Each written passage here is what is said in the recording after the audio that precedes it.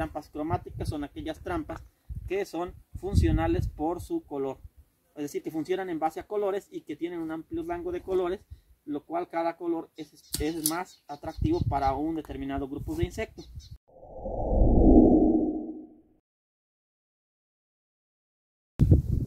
Bueno, en algunos videos ya habíamos hablado de los grupos de insectos, de los especies, de los insectos más importantes. Ahora vamos a hablar de cómo es que estos insectos se comunican y cómo es que toman decisiones o acciones o reacciones, como le queramos llamar, basadas en información. Bueno, vamos a empezar por cuáles son las formas, bueno, las dos formas que utilizan los insectos, que es la comunicación química y la comunicación visual o la fotocomunicación. Entonces, para la comunicación química, los insectos van a ocupar sus quimiorreceptores. Es decir, los insectos tienen receptores que, como sabemos, no tienen nariz los insectos, no tienen para olfatear. Entonces los insectos van a tener en su cuerpo, en la parte del pico, ahí tienen a un lado ancladas las antenas, y las antenas tienen toda una complejidad ahí, donde ahí son percibidos los diferentes volátiles químicos, que no es porque sean químicos, sino porque químicamente están compuestos por diferentes moléculas, y eso hace que los insectos tomen una acción o no la tomen, dependiendo de la información química que les llega. Entonces decíamos que tienen dos formas de comunicarse, químicamente y la parte visual, como nosotros. La químicamente normalmente le podemos llamar la olfativa, no necesariamente, pero bueno. Entonces quedamos en que para que los insectos se comuniquen principalmente van a ocupar volátiles que mediatizan sus reacciones, y ese tipo de comunicación se llama comunicación química, y la ciencia que lo estudia se llama ecología química. Y para que sean percibidos esos aromas, esos volátiles, ellos tienen quimiorreceptores o estructuras que detectan las estructuras químicas que están en las antenas. Ahí están unas estructuras pilosas donde son recibidas las moléculas y de ahí son procesadas todo de manera más compleja, que lo explicaríamos ya más adelante en otro video, no es el día de hoy. Bueno, la segunda parte es la parte que a veces hemos descuidado, la parte visual, la parte que los insectos sí ven. La calidad visual de cada organismo va a ser muy variable. En algunos insectos, como el picudo del agave, se habla mucho de que su calidad visual es muy baja, es decir, que su comunicación es más que nada enfocada a la comunicación química, es decir, sus fotorreceptores no son tan eficientes como sus quimiorreceptores. Por lo tanto, se asume que el picudo del agave tiene mayor carga o mayor importancia para él la quimiorrecepción o la comunicación química a través de la ecología química. Sin embargo, también cubre un papel importante, no para el picudo del agave, sino para que ya mencionábamos que existen un amplio número de insectos de diferentes grupos, familias, que no necesariamente están mediatizados tanto por químicos, por infoquímicos, que es como se le llama a las sustancias volátiles. No lo habíamos dicho, las sustancias volátiles que utilizan los insectos para comunicarse se llaman infoquímicos o semioquímicos, también les pueden llamar. Ya después vamos a ver que dependiendo de la respuesta que emiten en el insecto y de lo que hacen o de la función que ejercen, se van a recibir su nombre más en particular. Entonces, dentro de la parte visual, los insectos, dependiendo del grupo de insectos, van a ser atraídos en mayor o menor escala hacia ciertos colores. Haciendo un análisis es muy sencillo ver qué colores son los más atractivos para los insectos. Cabe recordar qué color son normalmente las flores en general de muchas plantas, amarillas. Curiosamente, uno de los colores más atractivos para muchos insectos son los colores amarillos. ¿De qué color son normalmente las plantas? Verdes. Otro de los colores muy ampliamente utilizados para el manejo de insectos es el verde. Normalmente decimos que el agua, hipotéticamente y mucho de la parte aérea, se torna, como le quieran llamar, la parte aérea se torna de color azul. Curiosamente, la mayoría de un grupo de insectos utilizan o son atraídos por el color azul. Bueno, ya retomándolo, entonces, agronómicamente los colores que son utilizados para poder hacer trampeo de insectos que, bueno, cuando hablamos de trampeo hablamos de monitoreo principalmente para conocer la densidad poblacional del insecto fitófago en la superficie, en la plantación, por ejemplo, de agave. Entonces los colores más usados, para que esto ha sido más utilizado en general en la horticultura, sin embargo tarde o temprano se va a terminar usando en el cultivo de agave por alguna u otra razón. Y así tenemos que los colores más usados, y vamos a hablarlo de manera general, el color ampliamente usado es el color amarillo. El color amarillo se utiliza para poder atraer hacia la trampa como tal, que consiste en un pedazo de cartón o plástico con pegamento, y eso es lo que funciona como una trampa, que en algunos casos puede llevar la adición de una feromona, pero no necesariamente. Ahí la trampa funciona por su simple atracción que se genera mediante la longitud de onda, que le llamamos color, que hay diferentes longitudes de onda. Entonces, en cuanto a los colores, retomando eso, el color más ampliamente utilizado pues van a ser las trampas de color amarillo, que funcionan para quienes, pues seguramente, como les digo, no está hecho todo. Para algunos casos que ya se sabe que funcionan muy bien, son para moscas blancas, como mosca blanca, como Vermicia tabaci, Vermicia argentifoli, Trialeurodes vaporariorum, pulgones, diversos pulgones, Diaforina citri, un problema nacional muy importante, la famosa diaforina de los cítricos. El otro color, diría yo, tal vez más usado, sobre todo en hortalizas, es el color azul. El color famoso por ser atractivo para los trips en general. Que este es uno de los casos, bueno, el color amarillo es uno también de los casos que no lo comentamos, donde se puede complementar con feromona, cuando es, o con un semioquímico, cuando es para la atracción de Diaforina citri. Puede llevar la adición de feromona o no, pero generalmente las trampas amarillas se han caracterizado por usarse solas. El color azul, que decíamos que es para los trips, que últimamente se está asociando con la inclusión de feromona, de feromona para trips, en especial para Frankiniella occidentalis.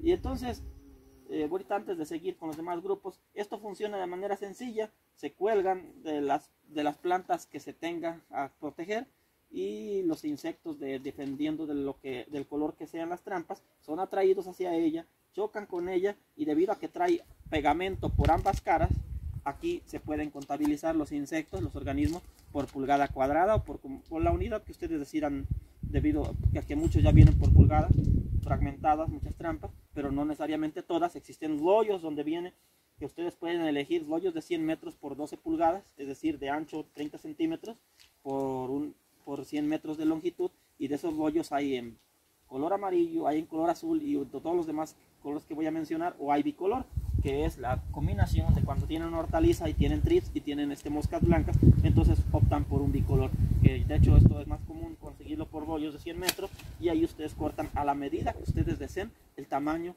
de la trampa y la colocan acorde a la plaga, pero al ser bicolor va a atrapar tanto trips por el azul, tanto moscas, dependiendo de las que están. Ya habíamos dicho Vermicia tabaci, Vermicia argentifoli, Trialeurodes vaporariorum, y casi fueran cítricos, Diaforina citri, por el color amarillo. Bueno, otro color que poco usado es el color rojo. El color rojo normalmente ha tomado mucho auge en frutillas, en las zonas donde se produce mucha frutilla. Es un color altamente más efectivo para las moscas del vinagre. Normalmente se utiliza para Drosophila suzuki, ya sea sin algún atrayente complementario o con un atrayente complementario. Hay investigación ya reciente de fondo para ese aspecto. Algunas otras trampas que se utilizan son las de color verde, y en casos muy aislados también las de color negro. En general, ahí acaban en esos 5 colores, que es el que dábamos que es el más comercial: el amarillo, el azul, el rojo, el negro y el verde. Y como lo decíamos en alguna parte, puedan ser individuales los colores, puedan ser combinados manualmente o que ya vengan de fábrica, y todo ello simplemente, pero no menos importante, para conocer la dinámica poblacional de una plaga y su densidad. La densidad es saber qué tanto nivel de plaga o de insecto fitófago se tiene, y poder ejercer medidas de control de manera oportuna. También en algunos insectos es para el manejo. En algunos insectos que hay poco que hacer y que mucho se ha apostado a la parte química, aporta muchísimo. Recuerden que tarde o temprano, cuando se hace uso excesivo de cualquier agroinsumo, llámese insecticida, por ejemplo, es posible que se haga una pérdida de la susceptibilidad. Más allá de hablar de resistencia, vamos a decir que se haga una pérdida de la susceptibilidad por parte del insecto hacia la molécula, es decir, ya no va a ser tan susceptible, se va a necesitar más dosis. ¿Y qué creen? Una parte interesante para romper la pérdida de la susceptibilidad, o en su caso disminuir la resistencia a ese insecticida o a ese producto, pues es buscar cosas que no tengan que ver con la molécula. Y una de ellas es el uso de trampas, sean con atrayentes, sean con no atrayentes, dependiendo de los insectos. Ahí es donde toman importancia las trampas, porque estas no les importa si el insecto es resistente o no al agrotóxico. Lo van a atrapar porque funcionan mediante estímulos visuales y mediante el pegamento, es decir, control mecánico mediante el pegamento. Sean resistentes al X insecticida, aquí se quedan pegadas y ahí quedan.